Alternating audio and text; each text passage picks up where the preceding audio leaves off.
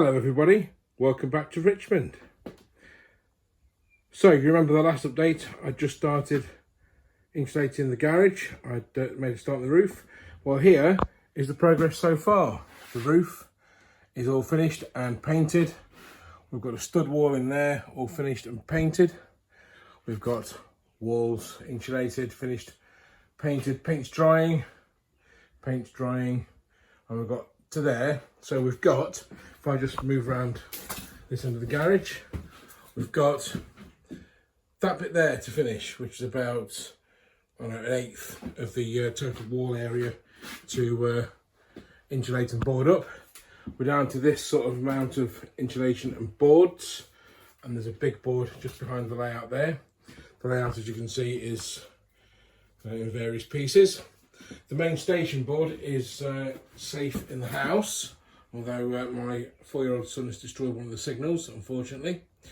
That could be replaced. But it's in the house just for safekeeping in the little office room, in the box room upstairs. And this place is it's not doing too bad. I only use 25mm polystyrene insulation, which is there, and covered with 9mm and 11mm OSB board.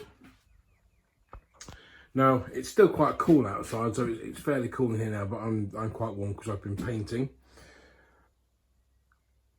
I've still got quite a lot of room in here for when I get time or get around to re-erecting the layout. The floor we did with, again, 25mm insulation with 18mm chipboard floor panels with tongue and groove. They've all been glued together for strength.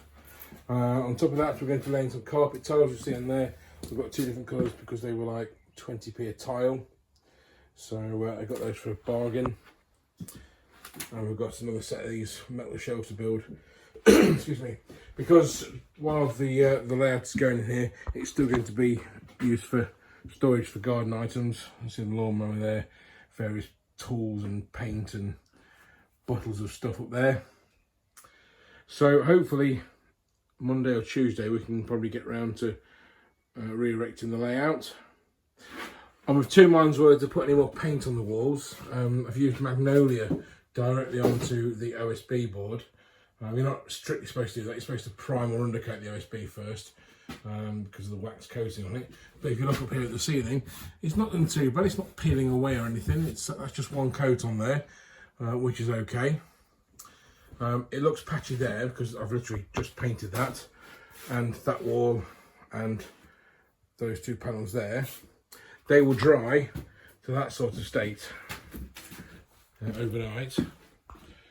Kind of tempted to leave them because it's not really going to be that noticeable because I've got a ton of posters and pictures to put up on the walls, most of them railway related, a few others. So I think, plus I've worked quite hard at this. I've spent the last week every day working in here. On Tuesday morning it was just the half completed ceiling with a bit just so that light that wasn't finished. I hadn't finished this stud wall either, and none of this flooring or walling was down. So I've done all this in about 6 days, 5-6 days, which I'm really happy with. Yes, my craftsmanship isn't the best. You'll see a few uneven sort of lines, even though I've used a circular saw to cut them. A little bit wobbly, especially that bit just there in the corner. That's not going to matter so much.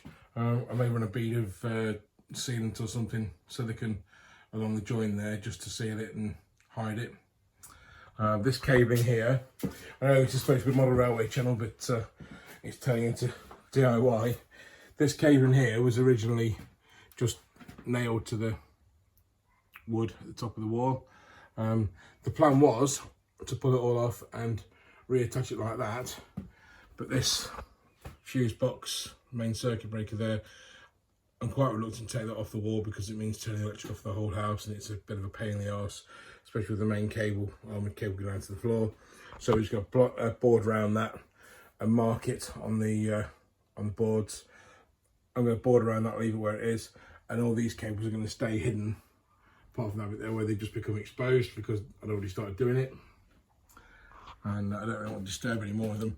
This little bit here will be outside the board, just so I can see where they are. And this wire here goes down to a plug socket which should be on the wall there. That'll be exposed as well, so I don't drill into it, which is why I've exposed that one as well. So hopefully the next update I'll be re-erecting the layout.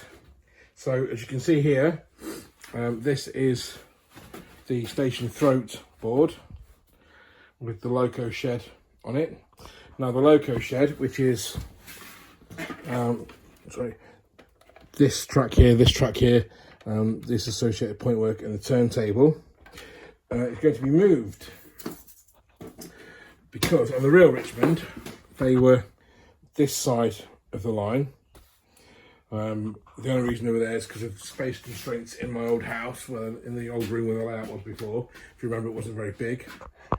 So this board here, which was originally the fill yard board, will now become the goods shed extension board / loco shed, and the hole for the turntable will be filled in with the wood removed to put it there.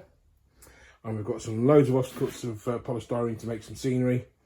So we're going to have to rip up most of this point running out as well that we spent ages putting in, because this point will be replaced by plain line. This point I'm toying with putting a curve point in so I can start the curve round, make it more gradual to get around to this board, because as it is those curves are quite tight and I'm not really that happy with them. So we'll sort them out when the layout's back up. And the two joints between the boards didn't line up either after I'd spent ages trying to get them to line up. So we're going to relay some track there. This board here is the goods shed or goods yard and loco shed entrance and exit. Slightly different from the original, as there was no three-way point on the real Richmond and certainly no double slip in the goods yard. However, I had to make do with the space I had available. They're going to stay because I like the way they work and how they look. It's nice, complicated looking point work.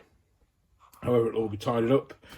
There'll be a small extension piece, hopefully, between this board here and this board here, just so we can make these curves a little bit easier on the stock and locos and make them look a bit more graceful.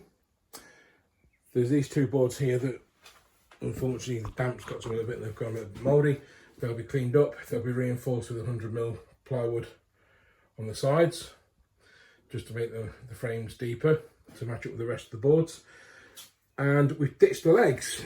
Here are the legs for the layouts, which I made about 2 years ago, which I'm not very happy with. They were an afterthought because I had nothing else available.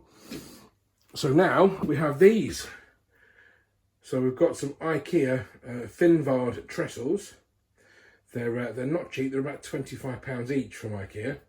But as I'm a regular visitor to IKEA, or I was until the lockdown, I found these £10 each for these beach coloured ones, and we've got 4 of those. And these white ones, I picked up 3 of those for about 20 quid. Somebody on Facebook was selling them. So we've got some nice, stable,